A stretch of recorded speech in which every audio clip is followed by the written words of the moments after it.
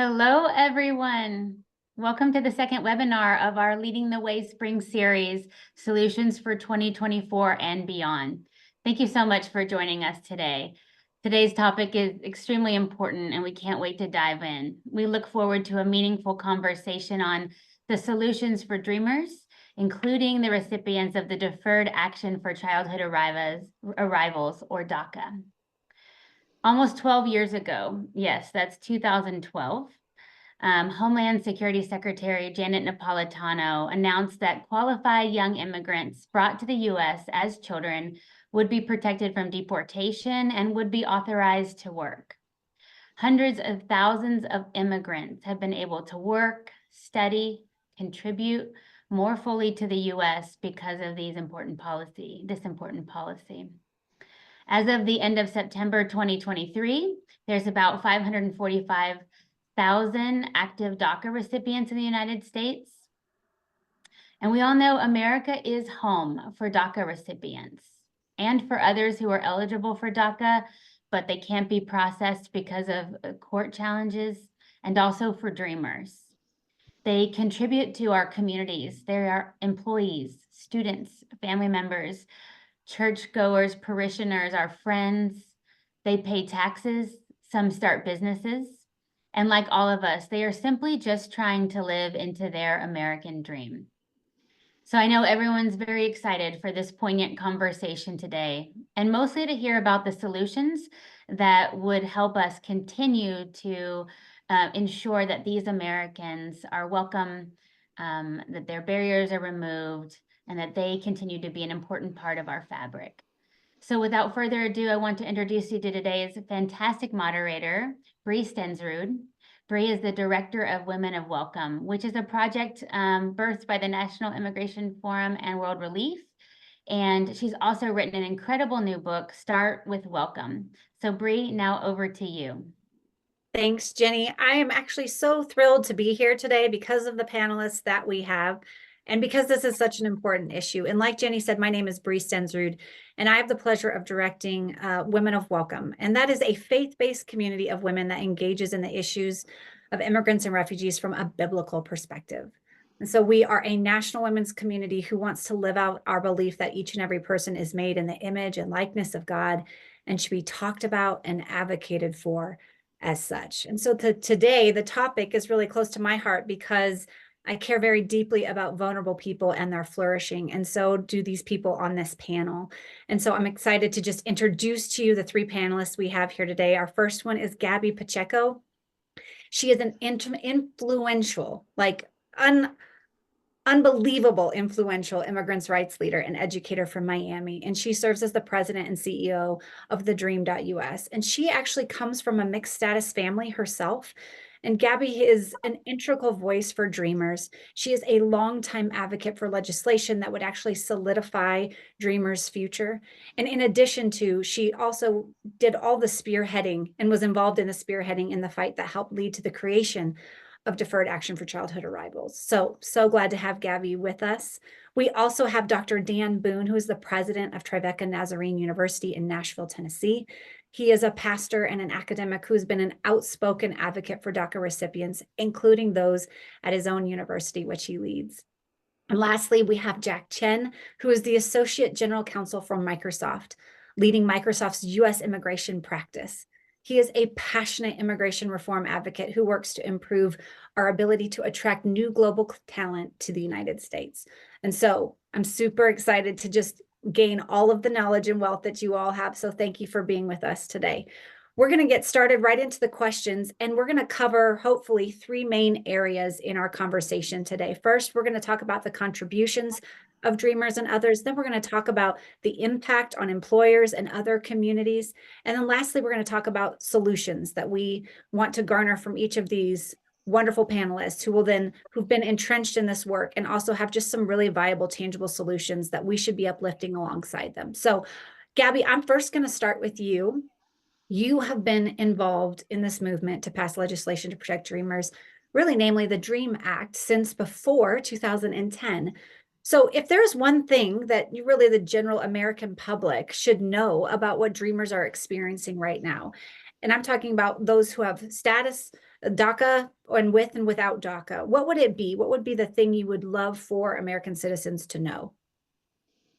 So first of all, thank you so much for those that are here to listen to us. I hope that what we share with you is something that you're able to also share with others. And I was a former dreamer, and so I come with both the experience of being a dreamer and then also being a proud US naturalized citizen. I was able to become a citizen last year. And what I can tell you that today's dreamers are experiencing is just a growing angst and anxiety that they feel every day because there's so much conversation happening around immigration, but not enough problem solving, not enough solutions. And so on May 8th, I had the opportunity to speak in front of Congress. I was asked to testify in front of the Senate Judiciary Committee, and I received dozens of letters, messages, people I did not know, are scholars letting me know and saying, if you can please share this message with a senator, with somebody in power, that I love this country. I want to 100% belong to it. I am a contributing member of my society. People telling me and saying, I have lost my DACA status because there's backlogs, and right now USCIS hasn't processed it, even though I already submitted it and I did it on time and I paid my $555, which these individuals have to pay that have DACA every 2 years in order to have this. They are desperate to be able to be integrated 100% to our community. And you talked about contributions. At the Dream.us, we've been able to support many of our scholars to go to college. And what we have found is that the data doesn't lie. And 6 months after graduation, 94% of our students are working or have created a business, and they are making more money than their parents combined.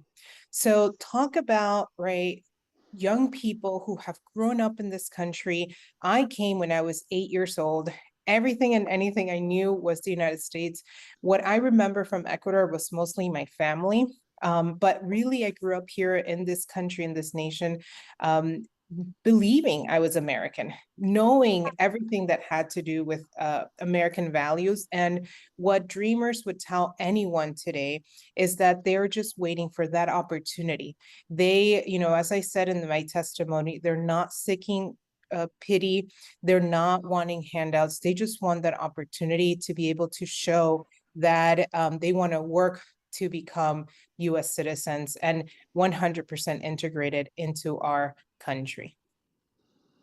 Yeah, I mean, honestly, it's surprising to people who don't have close proximity to people when you speak in this way. And Dr. Boone, I'd love to ask you this question just about this kind of proximity to dreamers, because they are such a key part of university communities. And so could you tell us, why is supporting legislation to protect dreamers such a critical topic for you? And what are maybe some solutions you would prioritize based off of your proximity that you have to dreamers?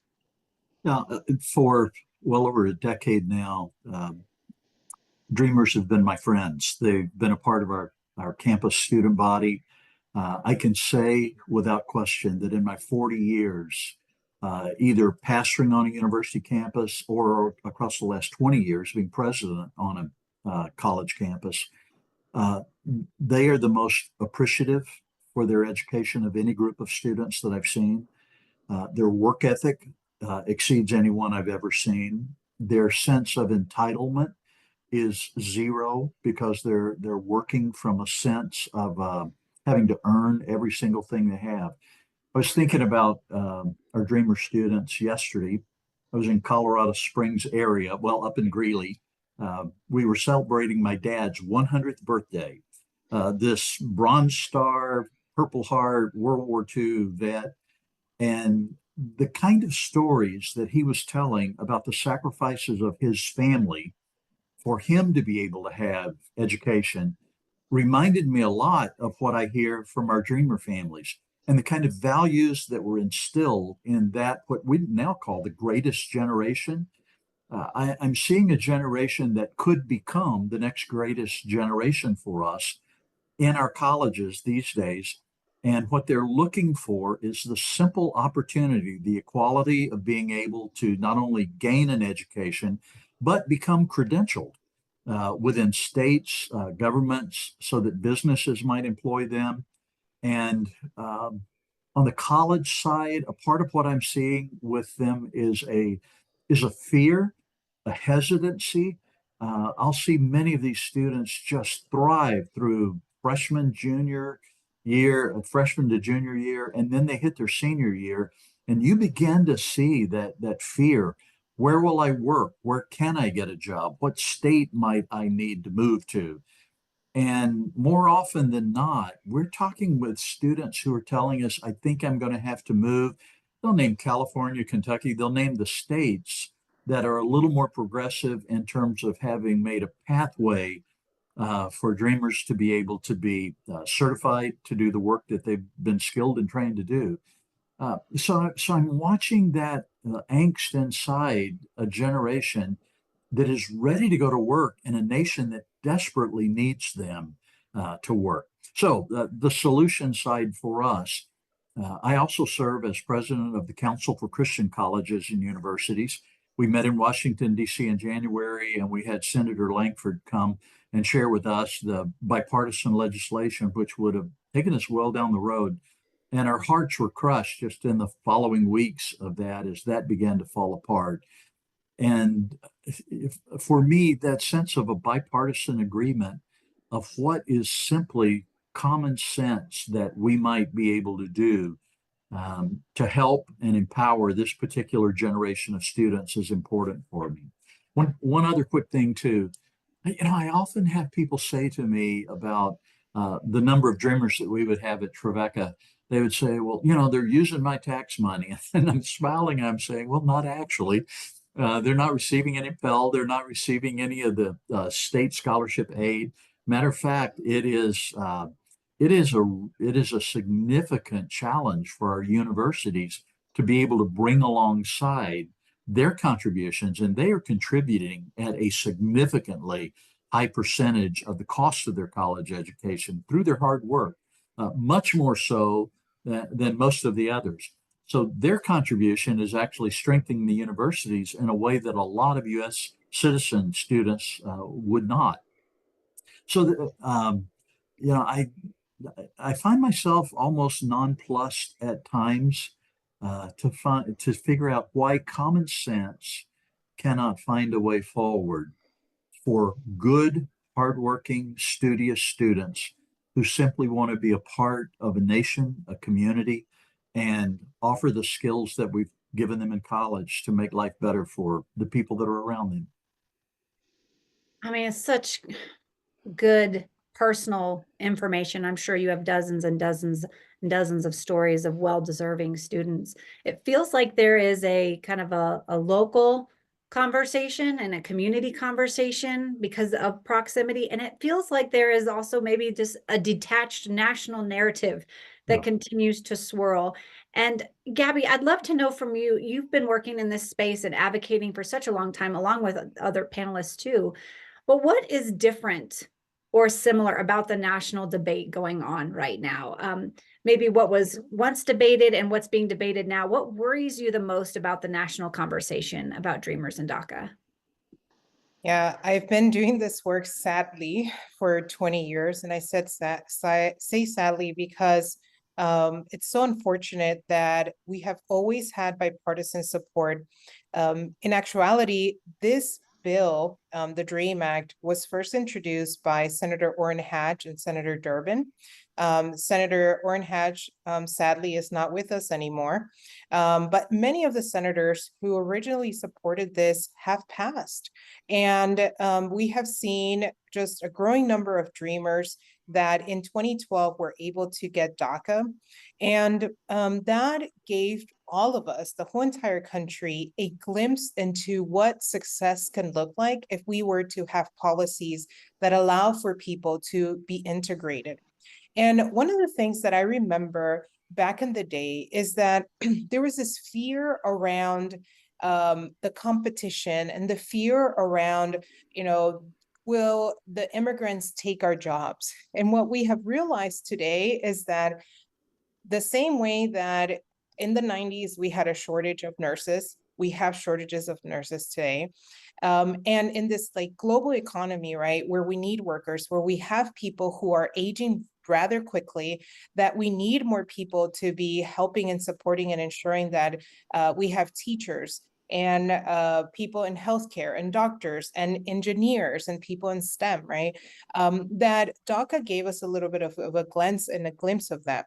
But I do believe that what happened is that because there were so many dreamers, about 800,000 of them, myself included, that were able to make the line. When DACA was first announced in August, there were lines all over, and people were willing to get fingerprinted and pay their, at the time was $400 and something, right, to get this, have background checks by the FBI, the works, to be able to get this, right? And what happened is that I think in the last couple of years, we have lost sight on the importance of this community. And sadly, today, many of the students that we are seeing coming through the Dream.us don't have DACA, so now they're fully undocumented. They're back to square one. And this year was the first year ever that we saw any immigration legislation that got introduced not include dreamers.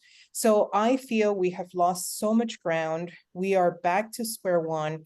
And there's a lot of conflation, and people don't quite understand who dreamers are. When we say dreamers, they usually think DACA, and they usually think, oh, they're safe. They have, this thing for at least for now. And the courts have not ended that program.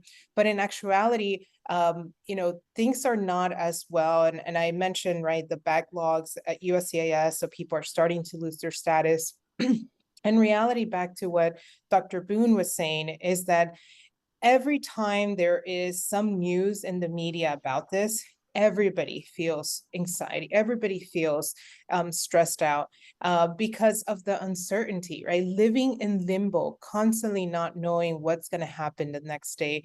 I think it's really pretty bad. And again, back to just the fact that we're not talking about dreamers anymore. We have focused so much the conversation on one side, and it's an important side. Nobody is saying that not talking about the border, or what's happening with asylum, or people seeking help and coming to our country is not important.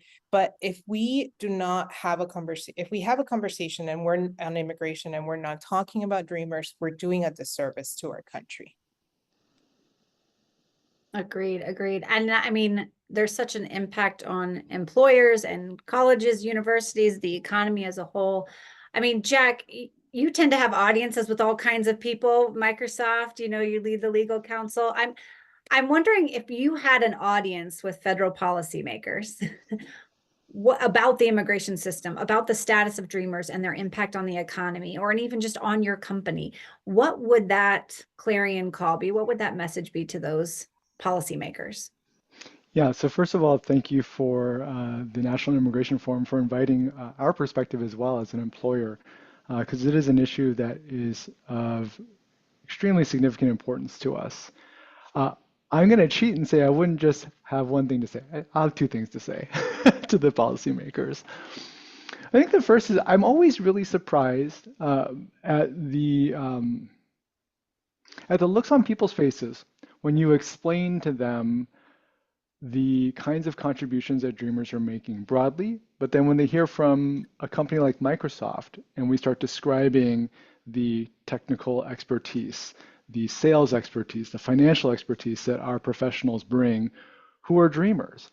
And it's like this moment unlocks in their mind of like, oh, I understand that dreamers can contribute in all sorts of different ways. Oh, for you as well. And we say, absolutely. We have over 70 dreamers right now currently at Microsoft, and it ranges anywhere from software developers and engineering managers and leaders all the way to people who are designing user experiences for the metaverse, artificial intelligence specialists. We have people working in our data centers, financial analysts, administrative professionals, digital sales. It runs the whole gamut.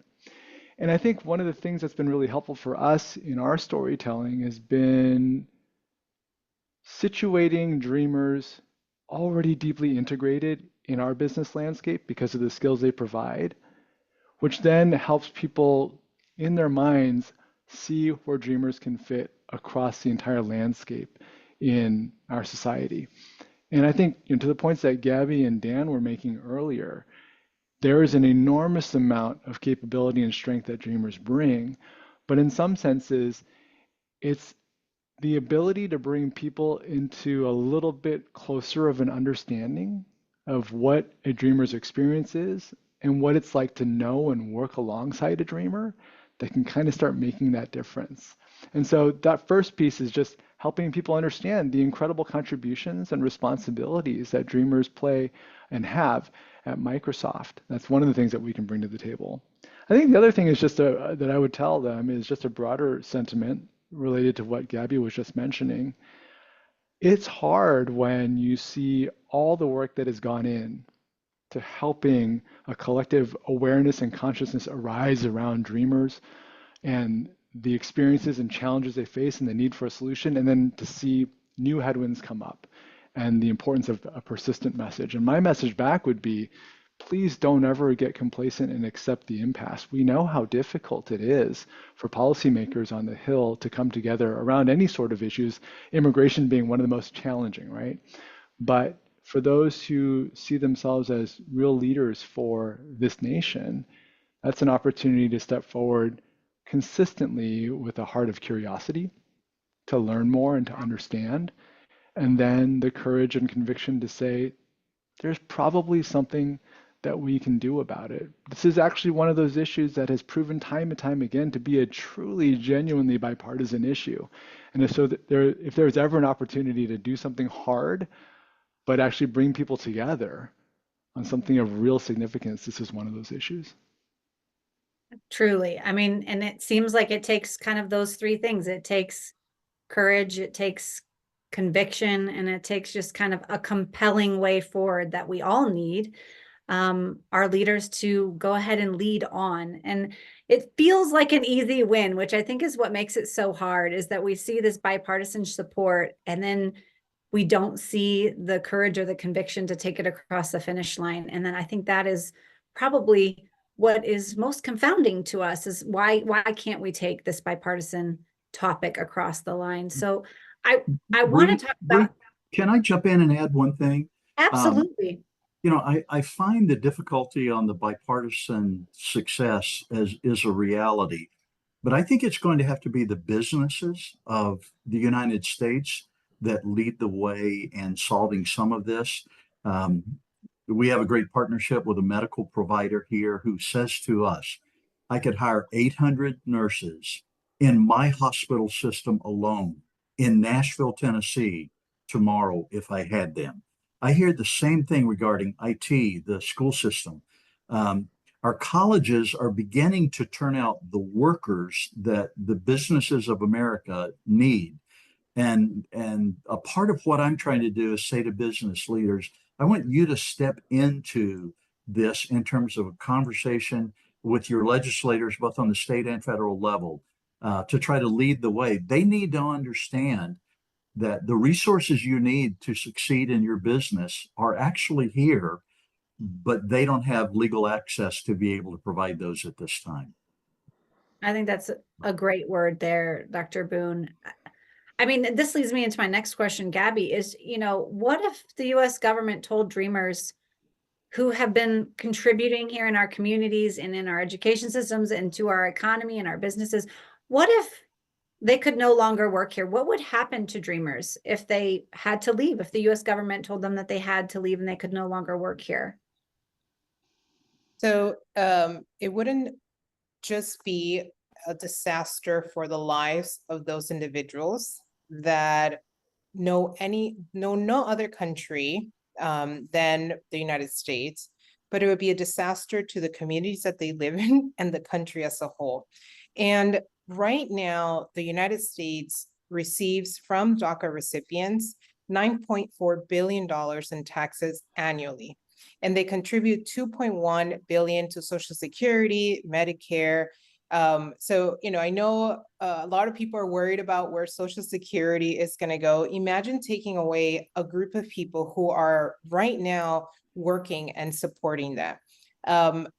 There is going to be right now, during the next couple of weeks, a report that is going to show that if the DACA program is to end, how many trillions of dollars the US will lose by taking all these folks from the workforce. And we're talking about teachers. We have at the Dream.us, right now, the percentage of students that are in education is in the 20s. Our top 3 industries is actually health, education, and business. So imagine a first grade teacher being told in the middle of the class year that she can no longer teach. Imagine telling the doctor who is the head, Dr. Larios, she works as an oncologist in Harvard. She leads and oversees all the students that are coming in as interns, right? Telling her she can no longer work. She right now has a full-time job offer at a hospital in Phoenix, Arizona, right? So we're talking about, and not to mention Microsoft, and not to mention all the Fortune 500 companies that we have DACA recipients that we know are working in, telling them you cannot work here anymore, you need to leave, right? Being able to replace over 500, 500,000 people. And then you have all the other dreamers that are still contributing, some of them as independent contractors, as business owners. We know that the immigrant community is very resilient. We sometimes try to put a blind eye, but we know that the people who are cutting the grass, who have home health agencies, house cleaning businesses. Bree, I couldn't believe a report that came out that in South Florida, there is shortages of housekeepers, and housekeepers are being paid $150,000 a year in South Florida to do that work because the demand is so high, right? So it would completely destroy the lives of these people. The average age that a dreamer came was the age of 4. They have done their whole entire schooling here. This is where their roots are at. Right now, about more than 100,000 children have a parent that has DACA, right? We will be destroying families. We will be tearing apart communities if we were to say today, if the government was to say, nope, we're going to end the program altogether and we want to start, deporting or trying to find ways to make it so miserable that we want to push these people out of our country. Yeah. Yeah. And I mean, this next question I'm going to have is for Dan and for Jack.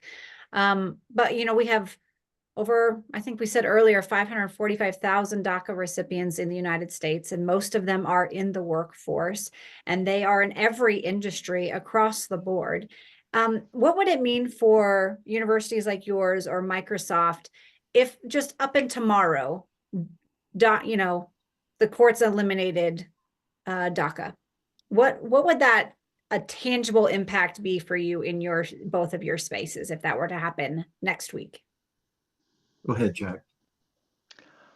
So I think I would start my response by saying that one of the things that is challenging for these kinds of conversations is that for some reason we're not really good at talking about the consequences of big numbers, right? And so we look at over 500,000 people, but we don't have, I think, just as individuals, as humans, a really easy way to visualize what impact does a sudden shift in the life and opportunities for 500,000 people mean, and what will actually play out, right? And so I think that's one of the reasons why this always stays in this impasse. But I always view these consequences in terms of two broad categories. The first is, what does it mean for the country? It's less so for employers, because employers are a subset of what matters for our country. And what we feel is really, quite frankly, most important when it has consequence to the nation. And so what we would feel as employers is a massive loss of opportunity. Sure, there will be delays, there will be disruptions, there will be a lot of churn in trying to figure out how to manage the sudden loss of the contributions of this many people. But the real dire consequences, when you compound all those things together, what it means truly for the country's ability to drive the economy forward, to innovate, to create more opportunity for others, to experience the contributions both economically as well as socially for the ways that dreamers are infused in and adding to the communities around them. And then the second category I think about is, and it has to be considered as well, is just the individual impacts. What does it mean to a person, to each individual person, to have their life completely upended?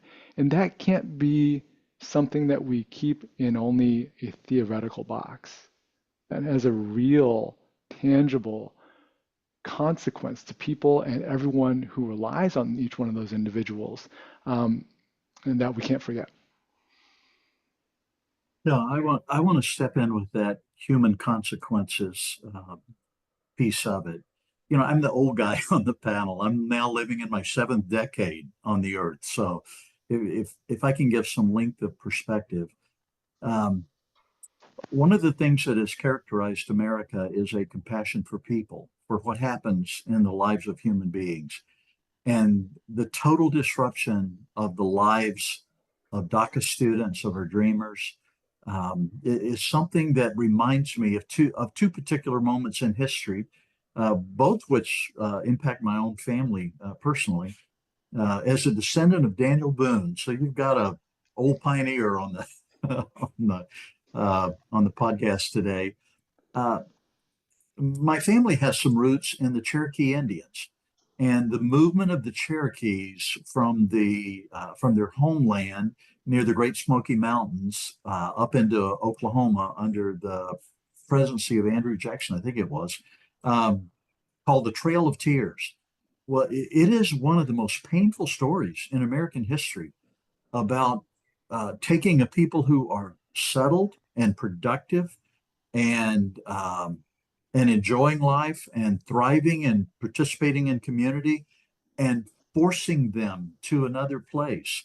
The sheer loss of personal identity, and you watch with Native Americans even today, the sense that they've been powered up on ways that have moved them toward reservations and ways of living that has, I think they would say, we've really not been treated well.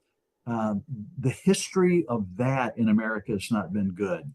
The other historical moment for me is I grew up in southern Mississippi, Macomb, Mississippi, during the civil rights era. Got on my bicycle to drive down to downtown and watch Martin Luther King march in the streets. And 2 blocks up the street from our house, the KKK burned a cross in the front yard of a Baptist church that was there that became integrated.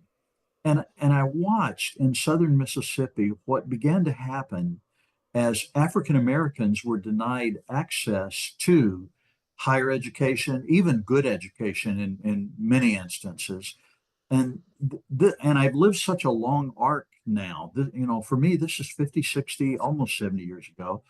And I've watched the societal price that America has paid for non-equal access to education and lifting people so that they might be able to thrive and work and be responsible members of our society. The human consequences of doing this kind of thing to a group of people who want nothing more than to be our neighbors and to work and to participate in the grand American dream.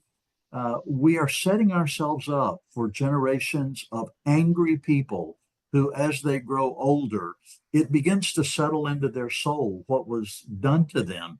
And they recognize in the land of the free and the brave that in a land like this, they were treated in this particular way. So within me, there rises this cry to pay attention to our own history and what are the black marks that we've had within our history where the treatment of particular groups of people has led us to see them or treat them in ways that diminish them. This is not who we are. So for me, it's the human consequence side. I think that's a beautiful reminder of the individual.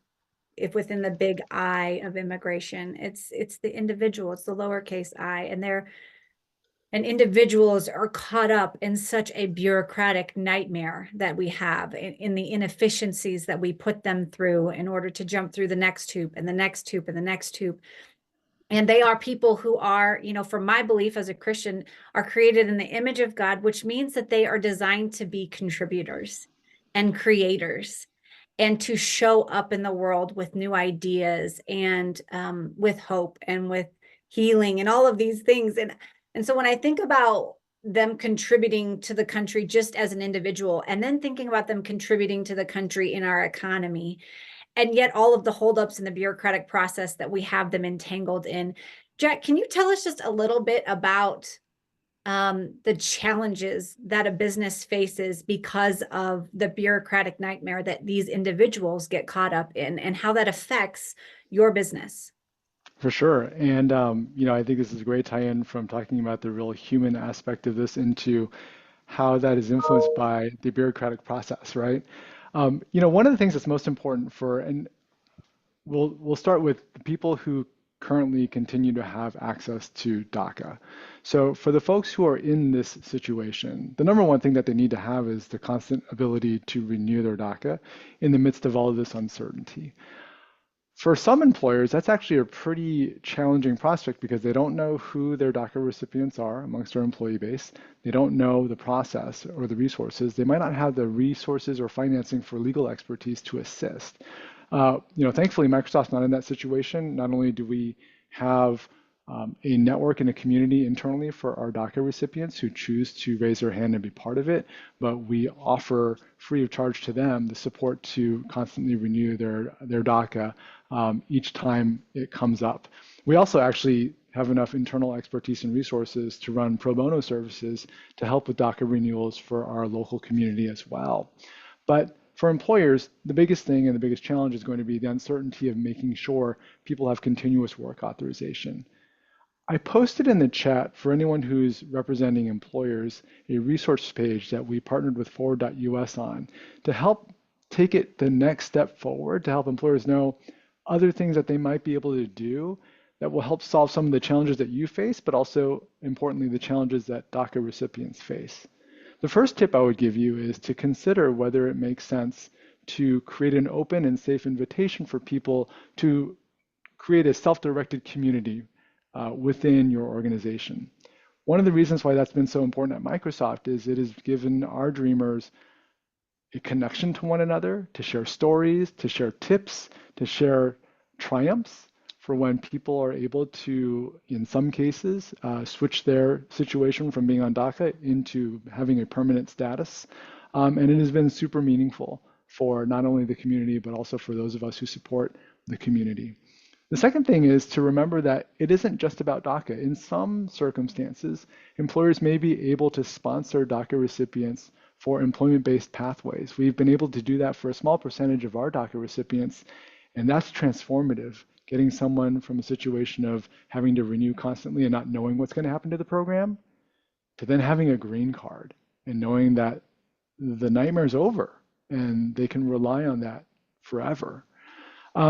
And then there's the advocacy piece.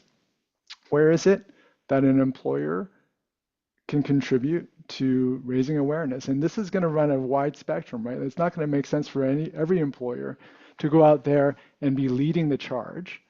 And I would actually argue that employers, as much as Dr. Boone was saying, like it's going to rely on employers, I absolutely agree. We have to do our part. And we have to be able to do our part by leading from behind so that we're putting in the energy and the resources, but putting the spotlight on the voices of and stories of dreamers, right? But that can include a whole range of things, whether you're going to go all the way into your government affairs operation on the Hill, or if you are creating learning opportunities within your organization just to hear and understand what this entire situation with Dreamers is about. There's going to be nothing that helps change sentiment more than for more people to be invited in, and understand a little bit more deeply above the rhetoric why this actually matters. Jack, that was great. And I think it answered several questions in the Q&A, which was super helpful. Thank you for that. There's a question for Gaby here, and I don't know if you've seen this, Gaby, but the question is, some advocates are calling for the Biden administration to use alternative authorities to protect Dreamers if DACA is ended, but wouldn't the courts strike that down? So can you speak a little bit to that?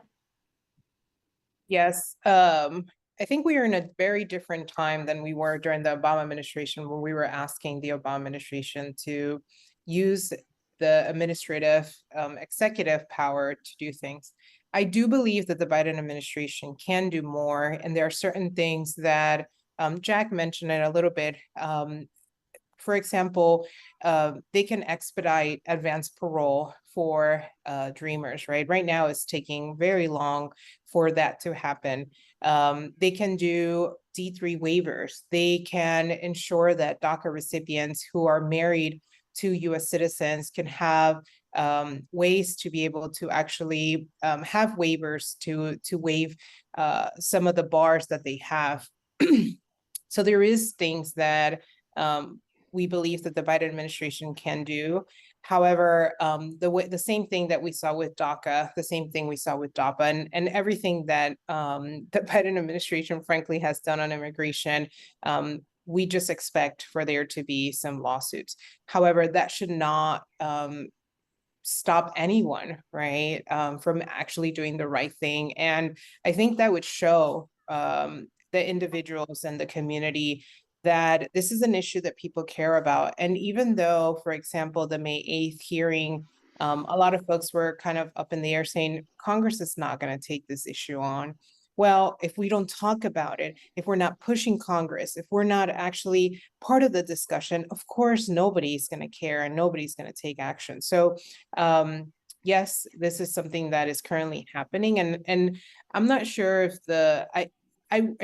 I do see a question around how I got naturalized. And the reason why I want to answer that question very quickly is because I want people to understand how long these processes take, that it's not a thing that it happens from one day to another. I came to the United States in 1993. I became a citizen in 2023, 30 years after I came to the United States. And it wasn't, I was fully undocumented. I've had visas. My parents had an attorney. They tried really hard to ensure that they had a path to get some status. And unfortunately, our system is just broken, and that's reality. And it wasn't until I was able to marry my husband, who is my college sweetheart, that I was able to actually adjust my status. But he was in an immigration process. And even though we had been together for almost a decade, we couldn't marry until he finished his immigration process. So it is very complex, but that is how I was able to do it. And one thing I do want to tell people is I added this list that I created in 2017 during the Trump administration.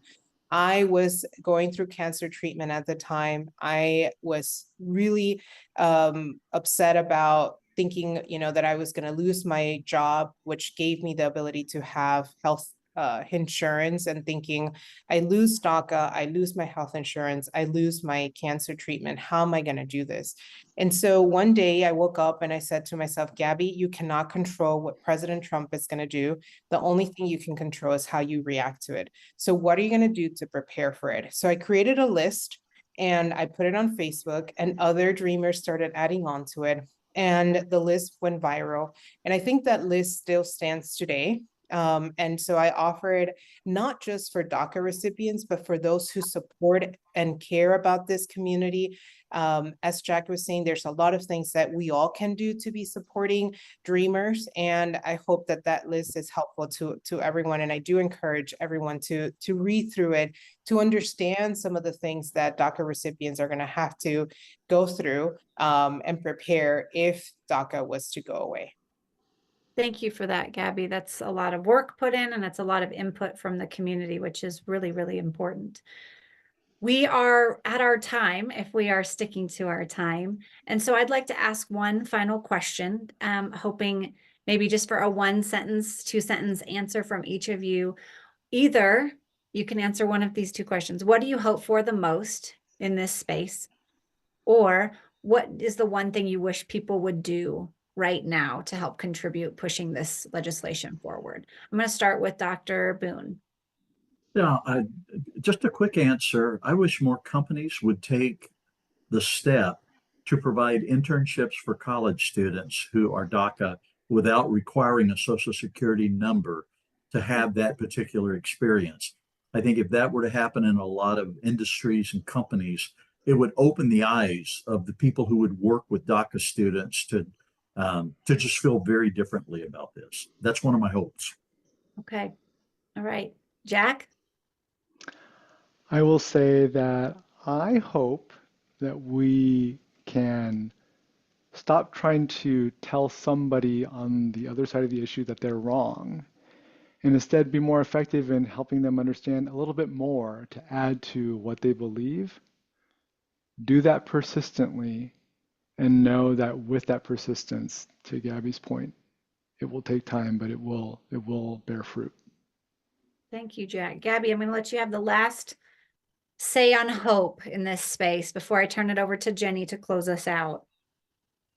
So I want everyone to know, as a proud immigrant Latina who feels more American than apple pie, and I know there's could be a discussion around is apple pie American, but I love this country so much. I believe in this country so much that every day I wake up to ensure that every dreamer, every immigrant that loves this country as much as I do has an opportunity to become a naturalized US citizen. And I know from being somebody that studied the history of our country, it takes time, but it's only those that keep pushing forward, only those that come together as a community that ask our leaders in this country to do the right thing, does that change happen? So will the change happen? Yes. Will it take time? Yes. But we have to do it all together. Thank you so much, Gaby, Jack, Dan, and Bree. I really appreciate you all leading us in this very important conversation. I know we're all locked arms and we're continuing to move a solution and push for a solution for dreamers together. And so I appreciate that last word of hope, Gaby. We'll not give up, and we just find more creative ways to do it together. If you're listening in today, Gaby shared wonderful resources, as did Jack in the chat. There's also a Dreamer Advocacy Resource Center on the forum's website, so immigrationforum.org. You can go there and find many resources, informational as well as action items, so that you can join this with us today. We appreciate you being here. This is the second webinar in a 4-part series. We are soon discussing illicit fentanyl and then the solutions needed at the border. So please continue to join us as we continue on in this series, continue to learn and know what we need to do to push forward for solutions for immigrants, refugees, migrants, and dreamers. Thank you so much for being here today. We appreciate it. Take care.